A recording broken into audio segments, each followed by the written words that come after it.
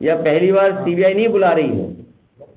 याद करो, नेताजी और हमारे परिवार को कितने दिन सीबीआई के अंडर रहना पड़ा। दिनेश शर्मा जी हटे तो कोई आ गया उनकी जगह। अगर उन्हें हटाना है तो उनके पास मनोज पांडे जी मिल गए ना डिप्टी सीएम, तो सोचिए कितना बड़ा पद होगा। जो उनकी ख्वाहिश है, जो सपना है, वो पूरा हो जाए। लेकिन हमें उससे सवाल नहीं है पद क्या देगी बीजेपी, सवाल ये खबर कौन देगा बीजेपी आरएसएस की। आप बीजेपी हराओ, आपका रास्ता निकल जाएगा। 80 में 80 हारेंगे इस बार। हम सब लोगों ने संकल्प लिया है कि पीडीए परिवार को बढ़ाने का काम हम लोग लगातार बूथ स्तर पर करेंगे। समाजवादी पार्टी हर संस्था का सहयोग करती है और कोई पहली बार नहीं हुआ है या पहली बार सीबीआई नहीं बुला रही है। याद करो, नेताजी और हमारे परिवार को कितने दिन सीबीआई के अंडर रहना पड़ा। अगर आप राजनीति कर रहे हैं और पीडीए के लिए आप लड़ाई लड़ रहे हैं तो इन सब चीजों का सामना करना पड़ेगा। इसीलिए मैंने कहा कि भारतीय जनता पार्टी इस समय सबसे ज्यादा कमजोर है, सबसे ज्यादा कमजोर स्थिति में। 10 साल के बाद भी इतने घबराए हुए लोग। और मैं आपसे कह रहा हूं कि यूपी से आए थे, यूपी से ही जाएंगे बाहर। अगर 2014 में आए थे तो उत्तर प्रदेश की जनता 2024 में इन्हें बाहर कर देगी। क्या देश के लोगों की आंख थोड़ी बंद है? क्या देश के लोगों को नहीं दिखाई दे रहा कि आप चंडीगढ़ के चुनाव को जीतने के लिए बैलेट पेपर पे क्या वोट डलवाए आपने? वोट को खराब किसने किया? अगर बैलेट से वोट ना पड़े होते और सीसीटीवी कैमरा ना होता तो वो भारतीय जनता पार्टी की चोरी और वोट की डकैती पता नहीं लगती। जो वोट की लूट पता लगी है वो बैलेट पेपर की वजह से बची है। क्या देश की जनता नहीं देख रही है कि हिमाचल में एक मुख्यमंत्री को एफआईआर लिखानी पड़ रही है? क्या ये परिस्थितियां आपने कभी पहले देखी होंगी?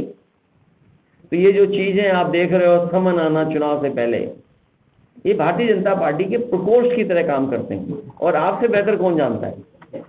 आपके कई चैनल हैं जो बिक गए, इन्हें भी सीबीआई आई थी एक जमाने में।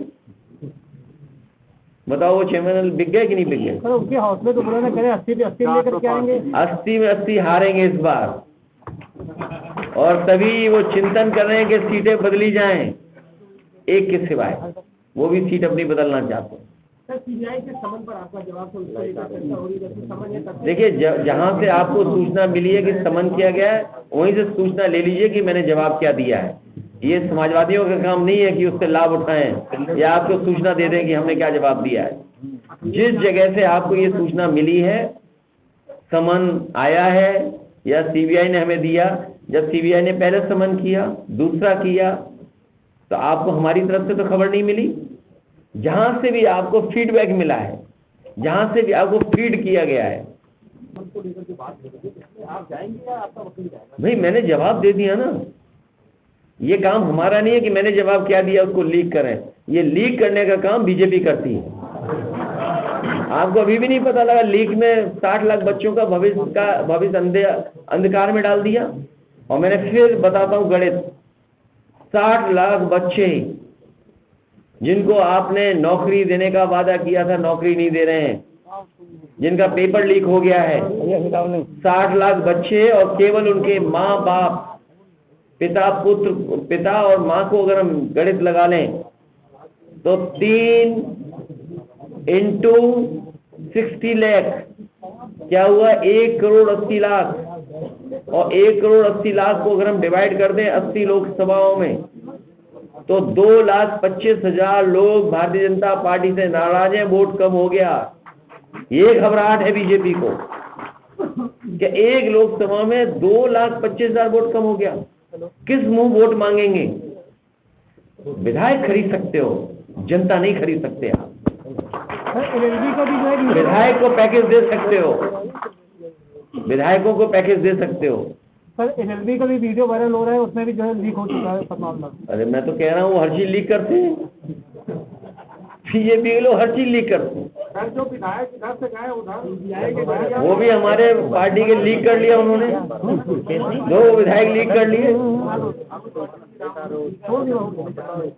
वो चाहें, देखिए ऐसा है, जो प्रभु राम जी का दर्शन करने जा रहे हैं उन्हें किसी ने नहीं रोका। ये झूठ बोलने वाले लोग हैं। हमने कभी भी किसी को नहीं रोका, और चाहे कोई भी स्टेटमेंट दे रहा हो आपके चैनलों पर, आप वो रिवाइंड करिए, देखिए, आर्काइव में होगा आपका वीडियो। जब प्रभु भगवान सालिग्राम पार्टी कार्यालय में आए थे तो बताओ, हर विधायक ने पूजा की थी नहीं की थी? मैंने करवाई थी पूजा कि नहीं करवाई थी? बताओ, करवाई थी कि नहीं करवाई थी? और प्रेस भी मैंने उन्हीं से करवाई थी, याद है कि नहीं याद है आपको? मैंने कहा मैं नहीं बोलूंगा, आप जाइए प्रेस करिए। तो मैं इसीलिए कह रहा हूँ, भारतीय जनता पार्टी इस समय सबसे ज्यादा कमजोर स्थिति में है। अरे किसी ने नहीं रोका प्रभु की पूजा करने के लिए, आप जाइए, जब चाहो तब पूजा करिए, किसने रोका है? अरे हम अपने लिए कह रहे हैं, हमने कहा कि जब हमें भगवान बुलाएंगे तब मैं जाऊंगा, और अगर भगवान नहीं बुला रहे तो मैं नहीं जाऊंगा। और फिर जब किसी का बुलावा आ जाएगा तो रुकोगे कैसे, ही बताओ?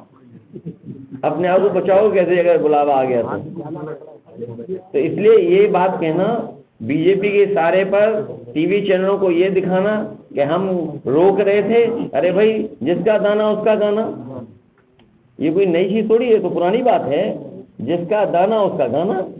हम सब लोगों ने संकल्प लिया है कि पीडीए परिवार को बढ़ाने का काम हम लोग लगातार बूथ स्तर पर करेंगे। जिस तरीके से भारतीय जनता पार्टी संविधान और लोकतंत्र की धज्जियां उड़ा रही है, जिस तरीके से कभी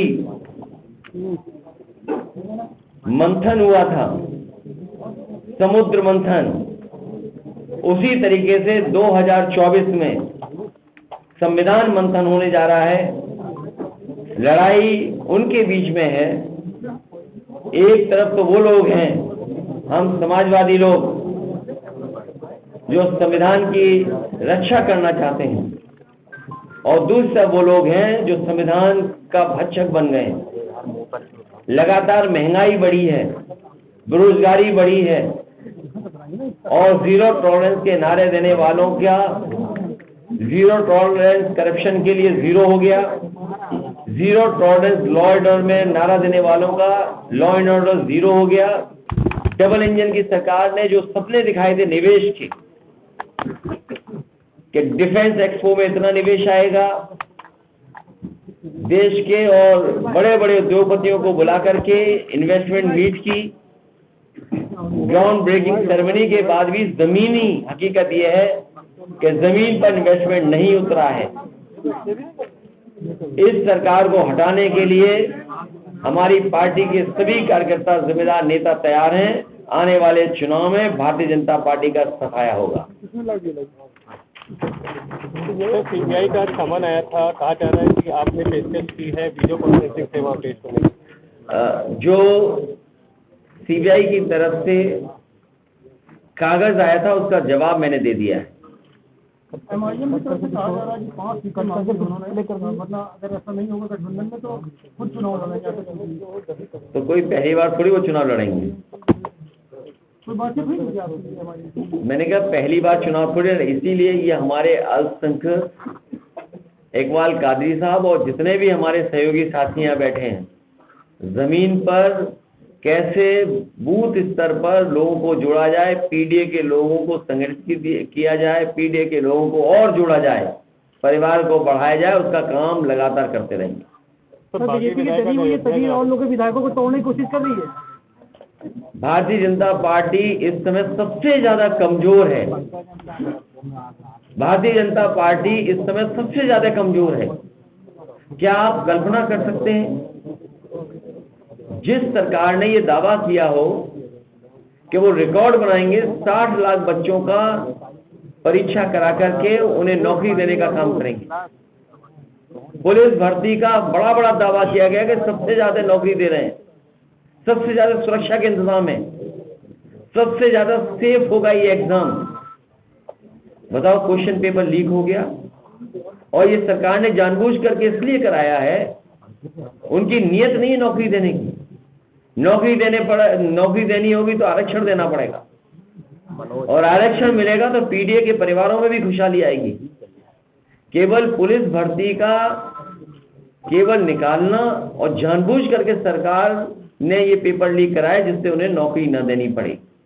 इससे पहले भी जो अग्निवीर व्यवस्था है वो इसलिए लाई गई है क्योंकि बीजेपी के लोग ये जानते हैं फौज में जो भर्ती हो जाता है नौजवान, उसके घर परिवार की आर्थिक स्थिति बेहतर हो जाती है। जो फौज में भर्ती होता है वो गांव का नौजवान है, एक किसान का बेटा है। जब फौज में भर्ती होता है तो उसके न केवल परिवार का बल्कि परिवार जिस परिवार से जुड़ता है उस परिवार की भी आर्थिक स्थिति बेहतर करता है। इसको जानबूझ करके भारतीय जनता पार्टी ने कि गांव गरीब के लोग, पीडीए के लोग खुशहाल न हो। क्या अभी सिक्योरिटी होने जा रही होगी? क्या कुछ को सिक्योरिटी मिल गई? नहीं मिली? आजा, कुछ लोगों के मुकदमे हैं, उसमें ढीलापन हो गया कि नहीं हो गया? किसानों की भी लड़ाई चल रही है एमएसपी को लेकर, क्या कहेंगे? किसानों को भी, किसान के पक्ष में सरकार कभी नहीं रही, आय दोगुनी नहीं हुई, अपना ही वादा भूल गए। इनको तो वादा याद करना चाहिए अपना, कि जहाँ किसानों की आय दोगुनी का वादा किया था, लागत नहीं होगी। और इस महंगाई में लागत सोचिए। और फिर अगर आपने स्वामीनाथन जी को भारत रत्न दिया, चौधरी चरण सिंह जी को भारत रत्न दिया, इनसे बड़ा किसानों के पक्ष में बात रखने वाला कौन रहा है? कौन रहा है इनसे बड़ा? इनसे बड़ा तो कोई किसान नेता नहीं रहा। स्वामीनाथन जी ने जो फॉर्मूले दिए, जो ड्राइव किए फॉर्मूले, कि आपको अगर ये फसल है तो कैसे कीमत को हम आइडेंटिफाई करें, जो उनके फार्मूले थे उसके तहत ही दे दें, उसके तहत आय दोगुनी कर दें किसानों की। और हमारे जो साथी कह रहे हैं जो प्रभु जी के दर्शन करने जा रहे हैं, प्रभु राम जी के, हमें तो बड़ा दुख है उस बात का। किस बात का दुख? कि बीजेपी की और आरएसएस की सूचना वो मुझे देते थे हर तीसरे दिन दूसरे दिन, या जब मिलते थे तो मुझे बताते थे कि बीजेपी और आरएसएस के लोग ये षड्यंत्र कर रहे हैं। अभी आपको समझ जाना चाहिए, चले जाएंगे। अरे सुन लो ना तो जो हमारे पीछे बैठते थे वो हमें समय समय पे जानकारी देते थे कि बीजेपी के लोग ऐसी साजिश कर रहे हैं, आपको फंसाएंगे। आरएसएस लोग ये प्लानिंग हो रही है, बैठक यहाँ पर हुई थी, इस जगह बैठे थे। अब बताओ वो सूचना कौन देगा? ये सबसे बड़ी दिक्कत हमारे साथ आ गई है। अरे बात लोकसभा नहीं, उन्हें बना दो डिप्टी सीएम। भाई आपको तो जाति से जाति एक्सचेंज करनी है भाई, एक्सचेंज पैकेज है ना भाई। अगर हम एक्सचेंज होना है तो भाई हमको सेम हो गया ना। जैसे दिनेश शर्मा जी हटे तो कोई आ गया उनकी जगह, अगर उन्हें हटाना है तो उनके पास मनोज पांडे जी मिल गए ना डिप्टी सीएम। तो सोचिए कितना बड़ा पद होगा, जो उनकी ख्वाहिश है, जो सपना है वो पूरा हो जाए। लेकिन हमें उससे सवाल नहीं है पद क्या देगी बीजेपी, सवाल ये खबर कौन देगा बीजेपी आरएसएस की। फ्री बनना चाहते हैं तो दुखी हैं, पैकेज नहीं मिल रहा तो दुखी हैं, ठेका नहीं मिल रहा तो दुखी हैं, आपको सिक्योरिटी नहीं मिल रही तो दुखी हैं, आपके पुराने नए मुकदमे हैं तो आप दुखी हैं। तो आप तो पीडीए के हिस्से ही थे ना, कि पीड़ित दुखी अगड़े। तो इसमें क्या नाराजगी बताओ आप? नहीं समझ पाए? पर वहाँ तो कुछ नहीं मिला।